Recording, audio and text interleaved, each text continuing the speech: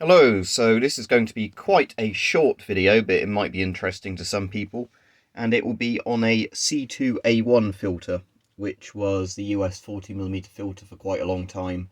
Don't know if they still use it, but it was a replacement for the C2 filter. And this is the one that has a nice green colour to it, you'll see when we open it, like a teal sort of green colour, whereas the previous C2 was a black filter. And that was done to distinguish them because the C2 has chromium in, I believe, and the A1 doesn't. And the A1 was sort of a filter they came up with when there was all the sort of health scares about chromium in filters. So here's one that's not opened officially. You know, it's plastic thing. There's some pictures there you can barely see on the lid about how we meant to open it. So I guess we just release little catches there. I guess they just snap off, do they? Or do they?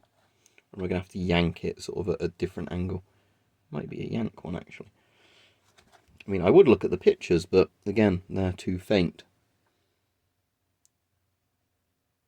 I think it's either you twist it off or whatever.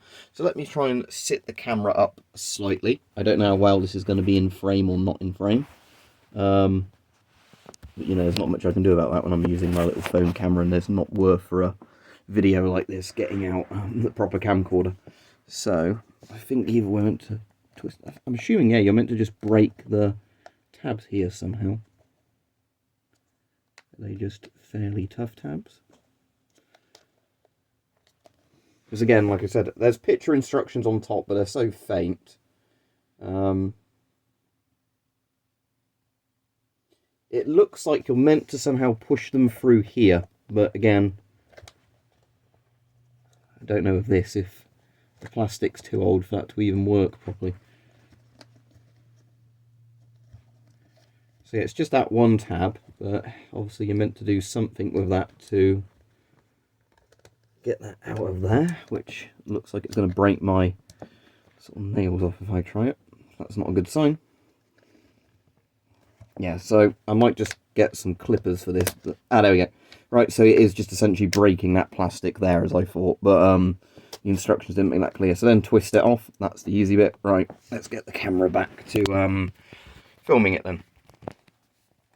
So, keep it in frame. Might just put it upside down. Tell you what, let's do this again.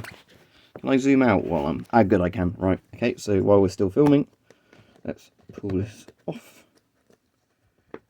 Made a good, nice seal. You can hear it, but there we go. Right, so now that's the lid off, and there we go. There's the filter inside of its like plastic safety thing on there, or foil, whatever it is. So let's rip that off, if that comes off easily. Might not. There we go. Right, that's ripping off. We've got like a little protective pad there. There we go. And there's the C2 filter. So this is the bit you want to see, C2A1. Lovely greenish sort of colour filter.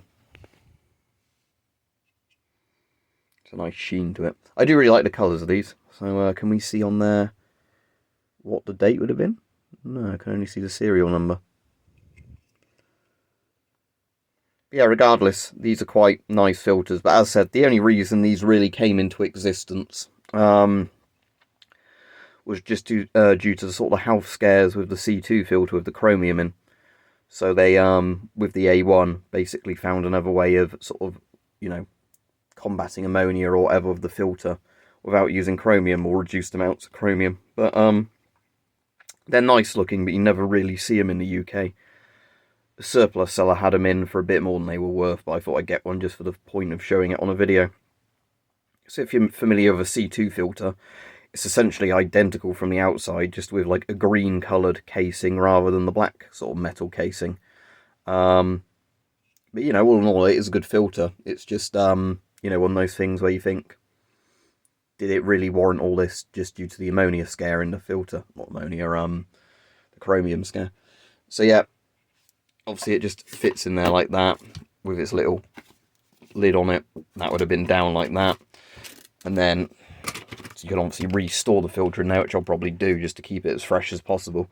But yeah, the only annoying bit is there's a couple of like annoying little plastic tabs on this where in the field, if you had to open it in an emergency, that wouldn't be very good. But it might be that you're meant to actually open these before you're you know, deploying with a mask. I don't know what the actual policy was for these containers, because you certainly couldn't do it quickly if you've got chemical gloves on or something like that. You know, it'd be easier cutting it open with a knife, I think, than actually you know, trying to pull all the foil off if you've got thick gloves on. But there you go, C2A1 filter. It's an interesting thing.